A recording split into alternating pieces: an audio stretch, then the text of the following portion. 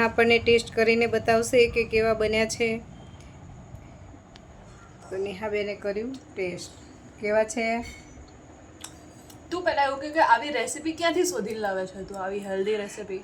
આવી રેસીપી તો હું શોધી જ લઉં. આવી રેસીપી યુટ્યુબ પરથી શોધીએ, ગમે ત્યાં ફોનમાં જોઈએ, ફેસબુકમાં, યુટ્યુબમાં, તો આપણને હેલ્ધી રેસીપી જોતી હોય તો મળી જાય આપણને. એટલા લાજવાબ રાજગરાના પરોઠા હોઈ શકે, મેં પહેલી વખત વિચારી બી નહીં શકતી, પહેલી વખત ટેસ્ટ કર્યા. બહુ સરસ બહુ જ બન્યા મસ્ત. છે. અને રાજગરામાં ફૂલ કેલ્શિયમ હોય એટલે એકદમ હેલ્ધી છે. બહુ જ જોરદાર ટેસ્ટ આવે, મજા અને આવી. પનીર પણ healthy. Thank you so much. Welcome. તો આજે આપણે હેલ્ધી પ્રોટીનથી ભરપૂર એવા પરોઠા બનાવવાના છે. તો આપણે તેના માટે શું શું સામગ્રી લઈશું તો ચાલો જોઈ લઈએ. તો તેના માટે જો આપણે ચણાનો લોટ લઈશું, આ બાજુ છે રાજગરાનો લોટ, આ બાજુ છે પનીર. પનીર આપણે ભરપૂર માત્રામાં નાખીશું, તેથી પનીર બહુ સારું શરીર માટે, અને પનીરમાં પ્રોટીન પણ બહુ હોય. આપણે લઈ લીધું છે 1 નંગ ગાજર ખમણીને, આ બાજુ છે ડુંગળી ઝીણી સમારેલી, અને આ છે ધાણા, અને આ છે 1 નંગ લીલું મરચું, સ્વાદ મુજબ મીઠું, અને શેકવા માટે આપણે લઈશું બટર.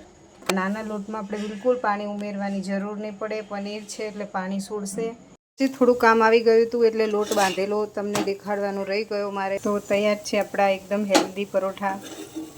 તો એને આપણે ઉલટ સુલટ કરી શેકી લઈશું. તો આ પરોઠા ચા જોડે ખાઈ શકો, લીલી ચટણી જોડે, સોસ જોડે, બહુ મસ્ત લાગે. એકદમ હેલ્ધી પરોઠા, અને ડાયટવાળા માટે તો બેસ્ટ પરોઠા.